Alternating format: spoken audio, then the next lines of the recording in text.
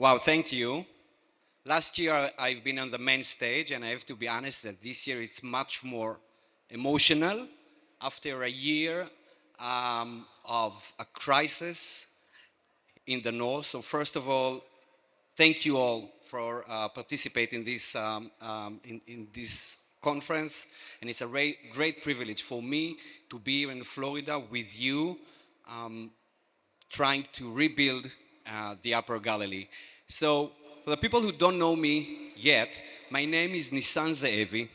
I live in Kibbutz Kfar Giladi, 800 meters from the border with Hezbollah, right next to the fence between Israel and Lebanon. And I'm here with my beautiful wife, Bosmat, which is the real hero because 10 years ago, when we lived in Tel Aviv and I was trying to convince her to move with me to the Galilee, I sold her a story about Tuscany, about startups, about great chef restaurant. And 10 years ago, and 10 years fast forward, she found herself for more than a year living in a 15 square meter room as a refugee in her own state. She was one of the first women that came back to the Galilee, and for that, give her applause. We have two beautiful children, Eitan and Ariel, and our new mission in life is to make sure that the Galilee will be stronger, will be bigger, and will be safer. And I'm starting with pictures that you all know. The Galilee is one of the most beautiful places on earth. This is the picture that I marketed to my wife 10 years ago.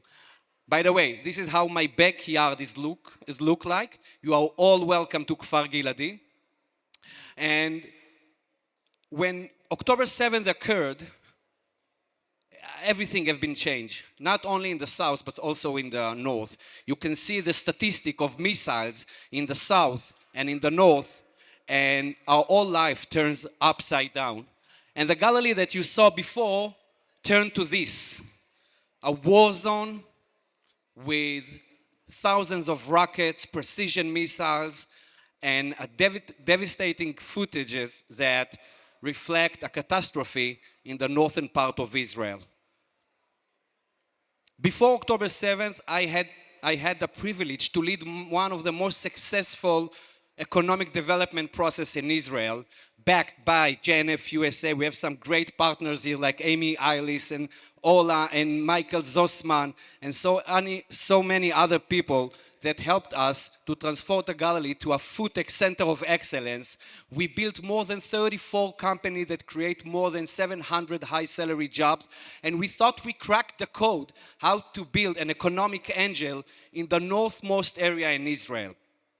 You couldn't find an apartment in the Upper Galilee before October 7. I was running around with suits, convincing investors to invest in companies. And this is what happened. More than $300 million have been invested in local companies in the Galilee. And after October 7th, our whole life turns upside down. I was recruited to the army. And for more than a year, I was in a reserve duty protecting my community in the northern border of Israel. During the war, we faced all kinds of dangers, missiles, drones, rockets. But the fires all over the Galilee turned the Galilee to a war zone, a real war zone. And I have to say something, and I'm not saying it only because I'm in a JNF USA conference.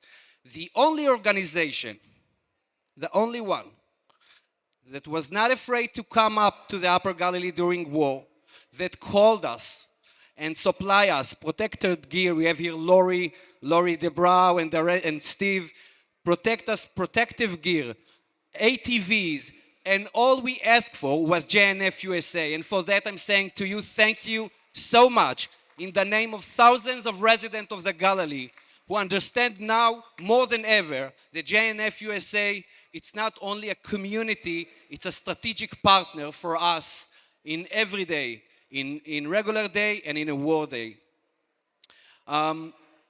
some numbers about the war in the north. So a lot of people don't know, but 92,000 people have been displaced from their home.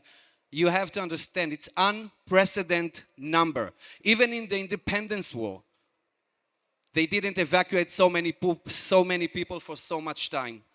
More than 22,000 rockets have been launched to our communities.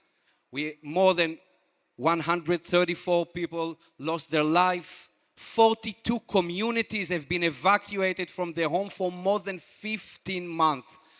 And guys, this is numbers of a catastrophe. This is number of a crisis. And this is how it looked like on a map. Sorry that this is on Hebrew, but just to emphasize, the entire Red Strip have been evacuated, 120 kilometers of 42 communities that have been evacuated for more than 15 months. And it's the first time that Israel, unfortunately, create a security zone inside Israel and not outside of Israel. And basically the entire pyramids of needs, you know, the Maslow pyramids, shattered. The sense of security, the economy, the education, the self-determination of who we are, everything collapsed. And from that moment, in the absence of national leadership, we stepped in and a movement was born. Habaita, back to the Galilee. It's a civic movement based on local leadership that decide not to wait for anyone. Our main goal is to bring hope, to restore life, and to bring home our communities. We start operating in the middle of the war, way before the government decided that we should come back. And Habaita in Hebrew, by the way, is not only a noun, it's a verb. And the movement of Habaita is a civic growth engine. We move faster, we build broader, and dream bigger. In the beginning, we started with emergency. As I mentioned, we have some angels here in the crowd that helped us bring all the aid we need regarding protective gear or anything else we need. We recruit more than 4,000 volunteers that help us to clean and fix the abandoned communities. And for the first time, people wear our shirts and our brand become something to be proud of. When the ceasefire came, we understood that it's a turning point and we can take the movement and the momentum and move from a crisis to growth and take advantage of the crisis and transform it to opportunities. The first challenge, by the way, it's a challenge that Russell Robinson gave us, was to try to reimagine. Believe me, it's not so easy in a state of mind of war to reimagine your life, but we did it.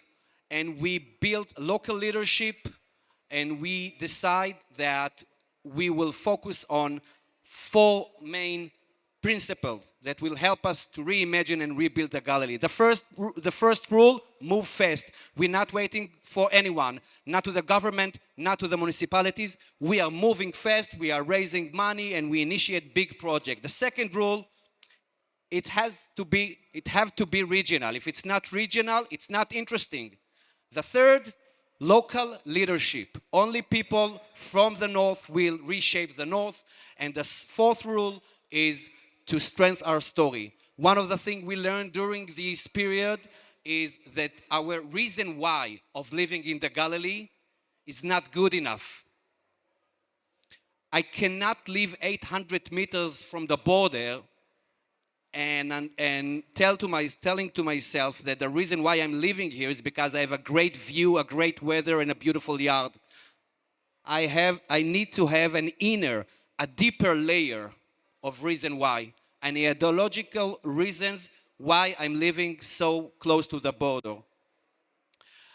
We are focusing on 4 main pillars to build a hub of innovative education, to drive economic growth, and to nourish our shared story. We are leading now 6 main projects. I'm running fast because they're telling me I don't have time. You will give me another minute, sorry. So the first thing we did after the war is to understand what are the needs in the education. And till now, we create more than 95 jobs, teachers and in kindergarten, jobs that were needed as part of the rehabilitation. One of the most fascinating projects that we are now leading is the first entrepreneurship hub in the Galilee after the war. There is a famous commercial zone in the Galilee called Agmon Market. It was totally abandoned during the war, and we decided to take it and transform it to our new hub for startups and for technological companies. I can tell you that until now, we signed agreement with 15 companies from Tel Aviv that will open branches and will provide 75 new high-salary jobs in the Galilee, and it's a real achievement, and thanks to you, we will make it 700. I'm running fast, Natalie, I'm running fast. I'm not telling all my project. I'm just going to say one thing before I need to finish. We create a very unique model. We actually adopt a VC practice in civil society. Every project that we are initiate have to be based on these rules. We have to reshape the Galilee. We have to measure our impact. A project that we cannot measure the impact, it's not our project. And we are built to last, which means every project have to be self-sustainable after 1 year. We have all kinds of partners. Here with us is the mayor of Kiryat Shmona and the mayor of the Upper Galilee. Give them applause. There are true leaders here. Asaf, medabrim alecha. And I'm encouraging you guys to take part and to take part and be part of the history. Invest in flagship project to support our operational capacity and to share our story. Thank you so much for your time. I'm here for any question. Thank you.